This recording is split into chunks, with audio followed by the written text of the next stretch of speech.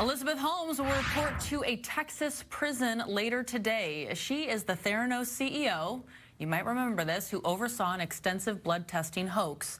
She tricked people into thinking they could be scanned for hundreds of diseases with a fingerprint. However, the technology did not work, and the test results were unreliable, endangering patients' lives. Back in November, a federal judge sentenced her to 11 years behind bars. Yeah, and after several failed appeals, she is finally set to begin that sentence today. Aaron Cernovsky joins us live from our sister station in San Francisco with more on this case. Good morning to you, Evan. Good morning, Liz and John. Yeah, this really closes the final curtain on this complex legal saga that we've been following for years. If you remember, Elizabeth Holmes at one point was considered the youngest self-made female billionaire in the country. But today, as she walks through those doors at the federal prison in Bryan, Texas, she's going to be an inmate just like thousands of others in the federal system. Now, that sentence, as you mentioned, more than 11 years, is rather harsh, but it didn't have to be that way for Elizabeth Holmes. She fought this case from the very beginning, not cooperating with the government, taking the case to trial, and refusing to show any remorse for her victims.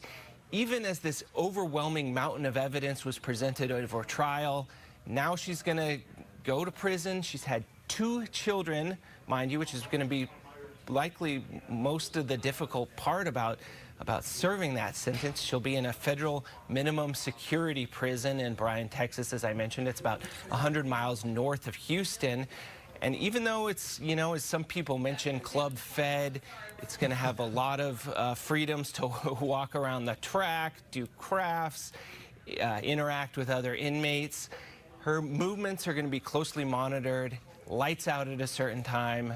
She's going to have chow at a certain time, wake up at a certain time, and also work for about 12 cents a day in that prison. I do want to ask about her victims, Evan. I mean, she was ordered to pay a restitution, almost $500 million. How was that expected to happen? That's a really great question. I don't know that a lot of her victims here are going to be expecting getting any of that money back, because right now, as we know, the money's gone.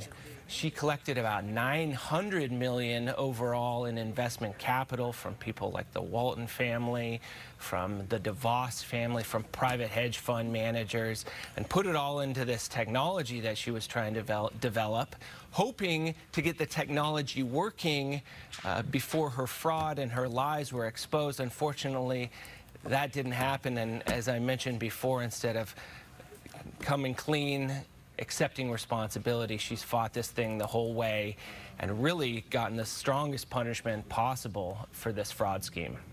Evan, what can we expect when she gets out of prison now? Well, we know that in the federal system, most inmates have to serve about 85% of their sentence.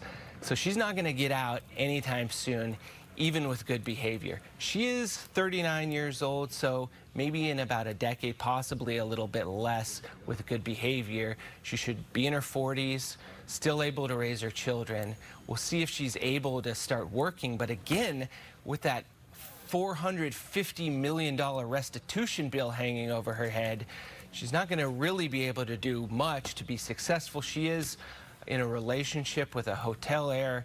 They're married, but not legally, from what I understand, meaning they are able to keep their finances a little bit separately. That may protect him, but she is going to be working this off, arguably, for the rest of her entire life. All right, Evan Cernovsky for us this morning here, breaking down what happens as Elizabeth Holmes reports to prison in Texas today. Thanks for joining us. Thank you.